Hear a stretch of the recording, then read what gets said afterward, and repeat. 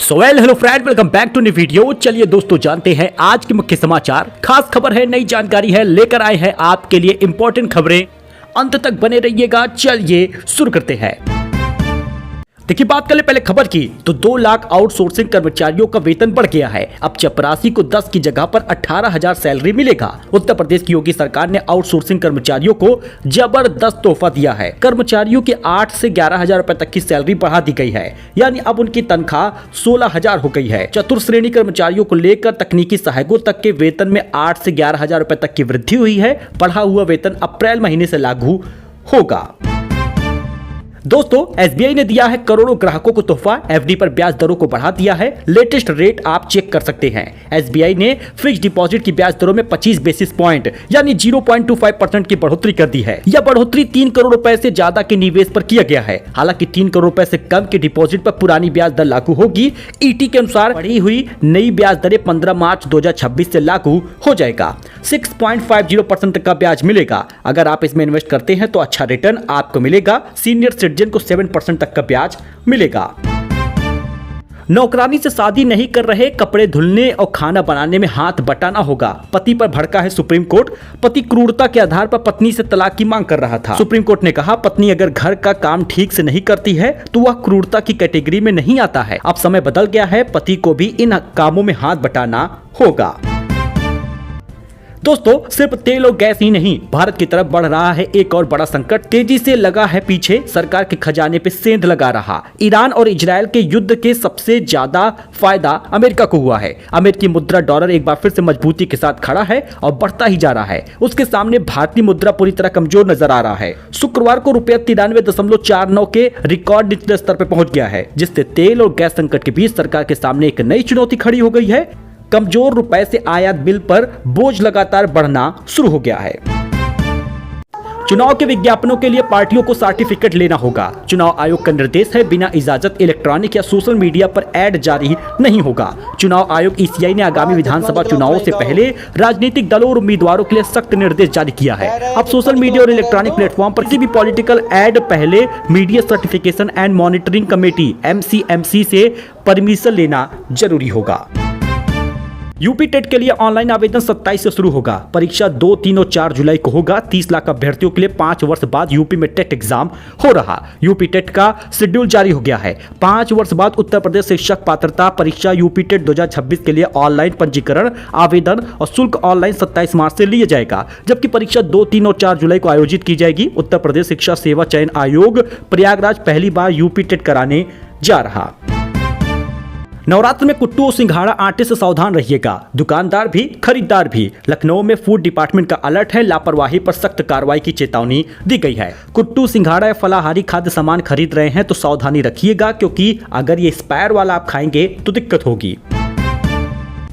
लखनऊ में मकान बनाना महंगा हो गया है। 3.58% बढ़ गई है नक्शा पास कराने की फीस। 1 अप्रैल से लागू होगी। LDA के 5 बड़े फैसले भी सामने आए हैं। लखनऊ में मकान बनाने वालों को LDA का बड़ा झटका लगा है। दोस्तों, भवन का नक्शा पास कराने की फीस में करीब 3.5% तक की बढ़ोतरी हो गई है। लखनऊ कमिश्नर की अध्यक्षता में शुक्रवार को 187वीं बोर्ड बैठक में यह प्रस्ताव पास हो गया है। 1 अप्रैल से लागू भी होगा। LDA के इस फैसले का असर सीधे आम जनता पर होगा जो नया मकान बनवा रहे हैं, व्यावसायिक निर्माण करवाना चाहते हैं। अब विकास शुल्क, निरीक्षण शुल्क, अनुज्ञा शुल्क में बढ़ोतरी के कारण भवन का निर्माण लागत बढ़ जाएगी।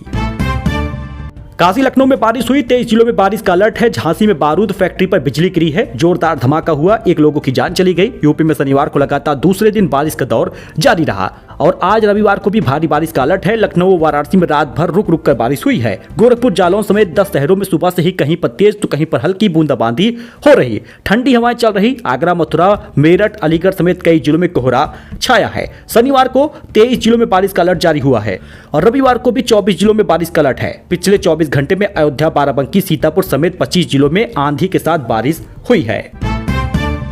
आईपीएल में पहली बार 10 टीमों के कप्तान भारतीय होंगे। कमिंस बाहर तो ईशान ने संभाली है कप्तानी। आपको बता दें, 6 कैप्टन पहली बार ट्रॉफी जीतने की दौड़ में शामिल हैं।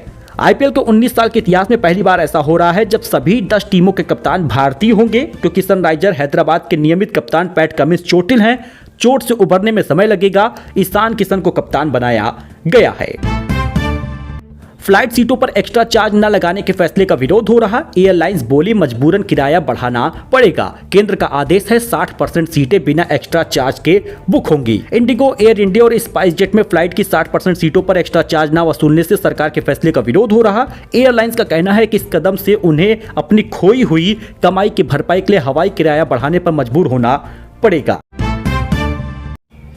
दोस्तों, ईरान का हिंद महासागर में अमेरिकी बेस पर हमला किया है। आपको बता दें 3800 किलोमीटर दूर डिएगो गार्सिया पर 2 बैलिस्टिक मिसाइल दागी है। टारगेट को निशाना नहीं बना पाई। जी हां, विरोधी देशों की उम्मीद है कि हमलों के बाद ईरानी जनता सरकार के खिलाफ खड़ी हो जाएगी, लेकिन ऐसा हुआ नहीं।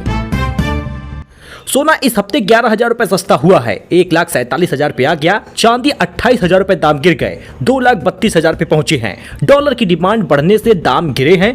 जी हां, सोना और चांदी के दाम इस हफ्ते काफी ज्यादा गिरावट देखने को मिली है। अगर आप इस दौरान खरीदना चाहते हैं तो बेहतर समय है, क्योंकि सोना 11,000 रुपए इन 7 दिनों में सस्ता हुआ है और चांदी 28,000 रुपए गिरे हैं। पिछले सप्ताह में भी गिरावट हुई थी।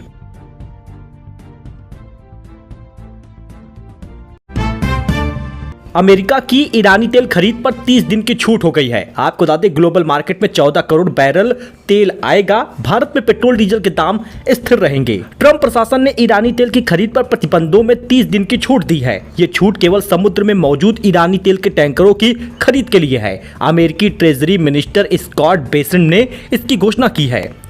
ट्रेजरी विभाग की वेबसाइट के मुताबिक यह छूट 20 मार्च से 19 अप्रैल के लिए होगा। एस.एस. राजामौली ने धुरंधर 2 की सराहना की है। रणवीर की एक्टिंग को मास्टर क्लास बताया।